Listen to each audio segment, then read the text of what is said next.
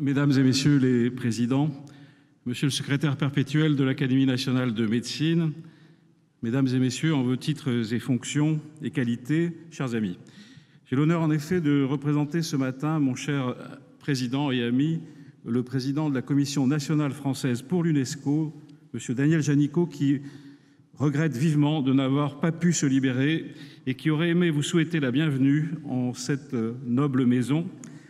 pour cette importante conférence mise en place par la Fondation de l'Académie de médecine sous l'égide de l'Académie nationale de médecine, du ministère des Solidarités et de la Santé, du ministère des Affaires étrangères et européennes et de cette Commission nationale française pour l'UNESCO.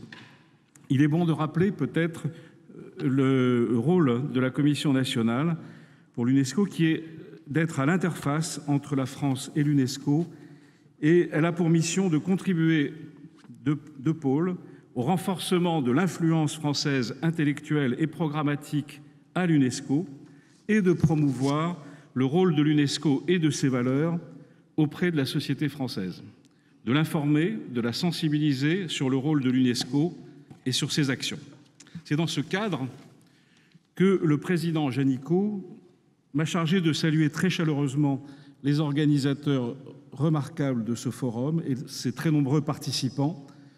Premier forum international multilatéral, prestigieux, consacré à l'innovation inversée en santé. Ce premier forum est donc lui-même innovant. C'est une première. Il est aussi, et c'est une occasion de se réjouir, la première manifestation officielle et publique de l'accord de partenariat qui a été signé entre l'Académie nationale de médecine et la CNFU le 17 septembre dernier. Il s'agit effectivement d'un partenariat original entre ces deux instances qui a pour objectif de mettre en commun les efforts de ces deux institutions pour faire partager par la communauté mondiale, scientifique, culturelle, institutionnelle, les idéaux de l'UNESCO, impliquant en particulier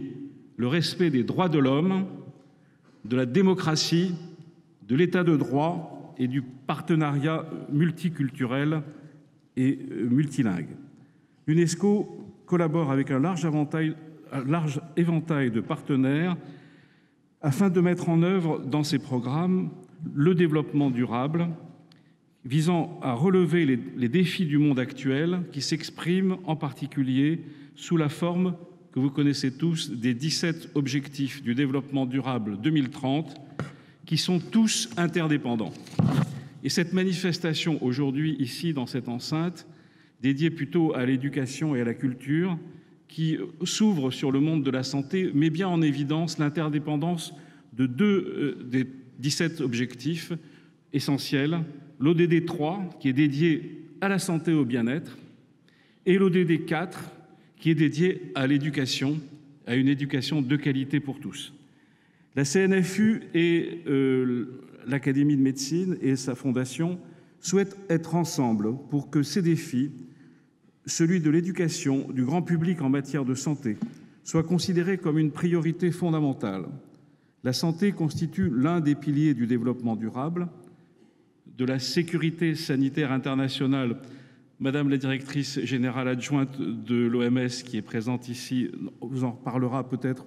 plus complètement, de la lutte contre les grandes inégalités d'accès à la santé, comme vient de nous le rappeler le président Jean-Marie Dru,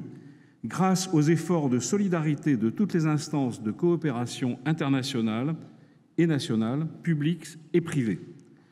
La CNFU a donc décidé d'appuyer l'organisation des manifestations spécifiques de l'Académie nationale de médecine, répondant aux objectifs et aux valeurs de l'UNESCO,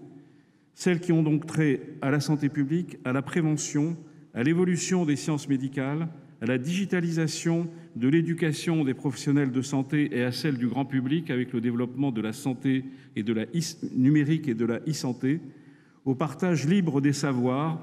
et des pratiques médicales. J'insisterai sur le mot libre, le partage libre, qui est une des grandes valeurs que veut promouvoir l'UNESCO pour répondre aux besoins essentiels des populations du Nord et du Sud. Un mot encore pour terminer. sur l'originalité et la force du thème de l'innovation inversée en santé, choisi pour ce forum, qui est un exemple typique de ce que l'UNESCO peut et souhaite faire connaître. Il s'agit de valoriser les avancées médicales issues d'un croisement disruptif. J'aime bien ce mot promu par notre président Jean-Marie Dru. Le croisement disruptif des cultures et des pratiques innovantes en matière d'innovation sanitaire, qu'elle soit scientifique, on le verra pendant ces 2 jours, innovation scientifique, pédagogique, administrative, organisationnelle, financière et politique.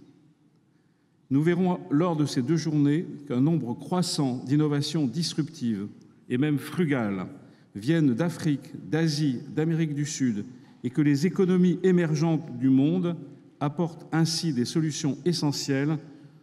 à des sujets primordiaux comme le développement de l'accès équitable et sûr aux médicaments, la nutrition, la télémédecine, la e-santé, le dépistage rapide des maladies infectieuses, le diagnostic et le traitement des maladies chroniques, cancer, diabète, maladies cardiovasculaires, prise en charge du vieillissement. Il est important de remercier, de souligner l'apport des 40 orateurs exceptionnels venus du monde entier avec le soutien des 6 pays partenaires de la Fondation de l'Académie de médecine, le Brésil, la Russie, l'Inde, la Chine, le Mexique, le Sénégal. Et bien d'autres pays sont ici présents aujourd'hui.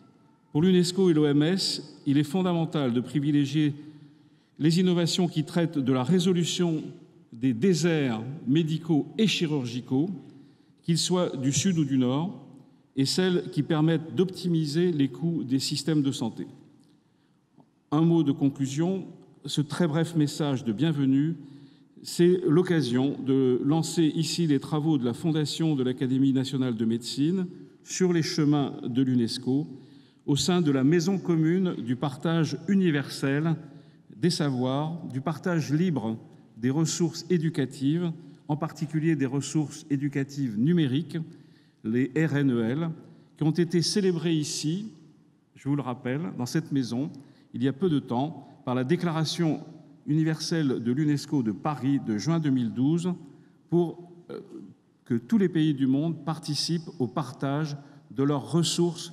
d'enseignement et de formation depuis la maternelle jusqu'à l'enseignement supérieur et à la recherche. Merci de votre attention et bon forum à tous.